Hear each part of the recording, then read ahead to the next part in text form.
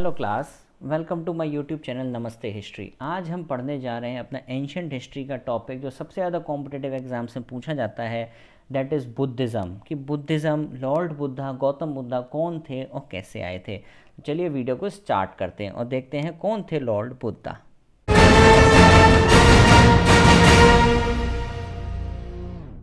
अब देखिए, ये हम जानते हैं कि इसके फाउंडर कौन थे, सबको ही पता है फाउंडर थे आपके गौतम बुद्ध। और सेकंड बात ये आती है कि Gautam Buddha was born as a prince Siddhartha. इनका ओरिजिनल नाम क्या था? सिद्धार्थ। कहाँ इनका जन्म हुआ था? लुम्बिनी में, नियर कपिलावस्तु, नेपाल। ये हमें याद रखना है। Born in 563 BC at Kapilavastu, Lumbini, Nepal. ये हमें याद रखना। फादर का नाम शुद्धोधन, मदर्स का name Mahamaya. This is the factual data related to Gautam Buddha. याद रहेगा ये आपको, ठीक है।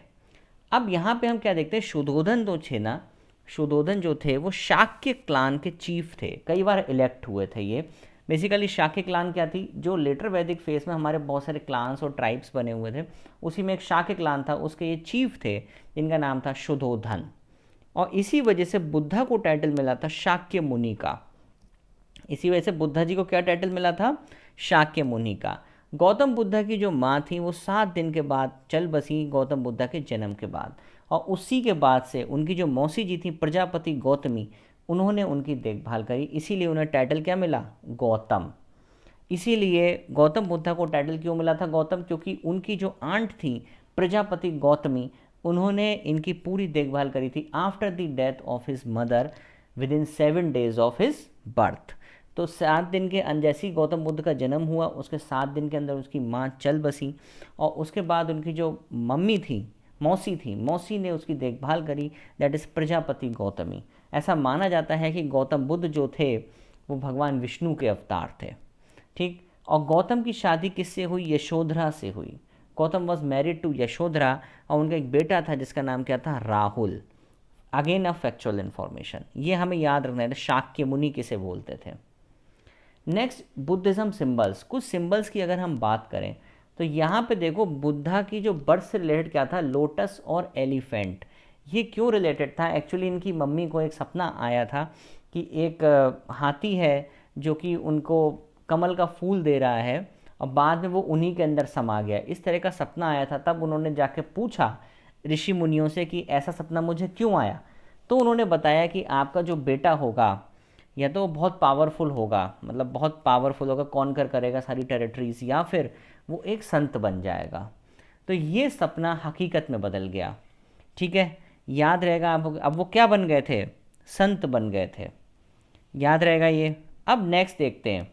नेक्स्ट है आपका द ग्रेट डिपार्चर। इस इवेंट को हम बोलते हैं महाभिनिष्क्रमण। ये अगेन इम्पॉर्टेंट है कि महाभिनिष्क्रमण किसे बोलते हैं?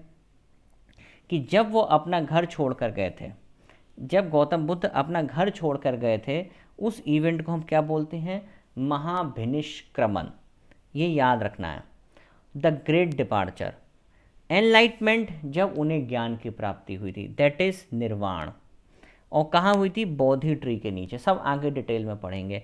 पहला सेरेमन या पहली स्पीच जब इन्होंने दी थी, तो उस इवेंट को बोलते हैं धर्म चक्र प्रवर्तन। अगेन सारी चीज़ें इंपॉर्टेंट हैं। और डेथ इनकी कहाँ हुई थी ये आगे हम डिस्कस करेंगे, पर उसका सिंबल क्या है? स्टूपा, और उसको बोलते हैं महापरिनिर्वाण। तो ये बुद्धिज़्म से रिलेटेड चीज़ें हैं जो आपको याद रखनी। ये इंपॉर्टेंट टर्मिनोलॉजी है जो भूलनी नहीं है। महाभिनिष्क्रमण, धर्म चक्र प्रवर्तन, ये सारी चीज़ें आपको याद रखनी है, ठीक है। याद रहेगा। ओके, अब आगे बढ़ते हैं। अब इन्होंने बोला कि the idea of renunciation occur to Buddha after he saw 4 different thing. जब ये अपने महल से बाहर निकले, इन्होंने अपने चैरिटर से बोला, अपने जो उनका सारथी था उससे बोला कि चलो भाई चलो। उसका नाम था छन्न। जब ये उसके साथ गए तो उन्होंने देखा एक गरीब आदमी, एक बूढ़ा आदमी, ठीक है, एक डेड बॉडी देखी, एक संत देखा। तो उन्हें ये लगा कि संसार में सब कुछ मोह माया है, कुछ भी नहीं रखा है। जब उन्होंने डेड बॉडी देखी तो उन्होंने पूछा भाई ये क्या है? तो उसका जो चैरिटर था, सारथी था, वो सब कुछ उसे बता रहा था, मतलब उनको बता रहा था गौतम बुद्ध को। तो उन्हें लगा कि अब कुछ भी नहीं रखा है संसार में, जबकि ये बहुत आलीशान महल में रहते थे। तब ये स्थिति थी इनकी। Next, at the age of 29 years, again very important, किस एज पे इन्होंने घर छोड़ा था, दैट इज़ 29 ईयर्स की एज पे इन्होंने घर छोड़ा था। और इसी इवेंट को क्या बोलते हैं, महाभिनिष्क्रमण। आई मैंने पीछे भी आपको बताया था, आप देखो तो मैंने ये बताया था आपको, द ग्रेट डिपार्चर, ठीक है, इसीलिए इसको क्या बोलते हैं, महाभिनिष्क्रमण, याद रहेगा ये। 29 ईयर्स, अगेन इंपॉर्टेंट, किस साल पे छोड़ा था, मोस्ट इंपॉर्टेंट 29 ईयर्स पे। जब इन्होंने अपना घर छोड़ा तो ये कहाँ गए, सबसे पहले मिले ये अलार कालम से जाके, ये इनके पहले गुरु थे, और उसके बाद ये सेकंड मिले उदक रामपुत्र से। अच्छा, ये जो गुरु थे ना, ये चाह रहे थे ज्ञान की प्राप्ति और ये सिखा रहे थे योगा, तो इन्हें इनसे ज्ञान नहीं मिल रहा था, इन्हें लग रहा था कि मुझे कहीं और जाना चाहिए। फिर ये उदक रामपुत्र के पास गए, वहाँ भी इन्हें सही से ज्ञान नहीं मिला, फिर उन्होंने बहुत तपस्या करी और इन्हें 35 ईयर्स की एज पे इन्हें ज्ञान की प्राप्ति हुई। ही अटेन एनलाइटमेंट एट बोध गया। और कहाँ पे, जब पीपल के पेड़ के नीचे बैठे थे, on the bank of river निर्जना।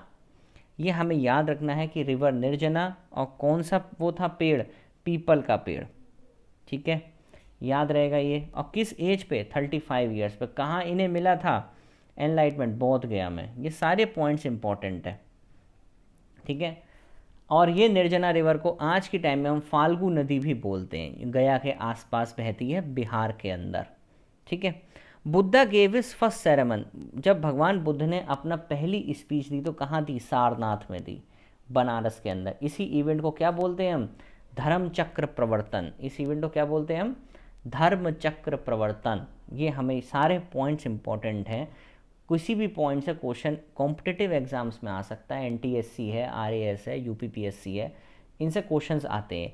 He died in 483 BC under a sal tree in Kushinagar UP and this event is called as Mahaparinirvana. और ये खुदा को प्यारे हो गए, मतलब चले गए दुनिया से, तो इसी इवेंट को हम क्या बोलते हैं, महापरिनिर्वाण, याद रहेगा ये, ठीक है। अब इन्होंने जो इनकी फिलॉसफीज़ थी वो क्या थी, इन्होंने बोला कि 4 तरीके के सच्चाइयाँ हैं, 4 नोबल ट्रुथ।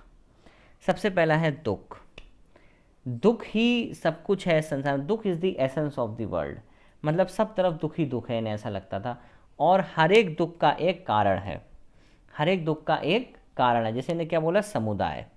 और सफरिंग हटाई जा सकती है, अगर ये दुख भी हटाए जा सकते हैं अगर आपकी इच्छाएं खत्म हो जाएं, इसे हम बोलते हैं निरोध।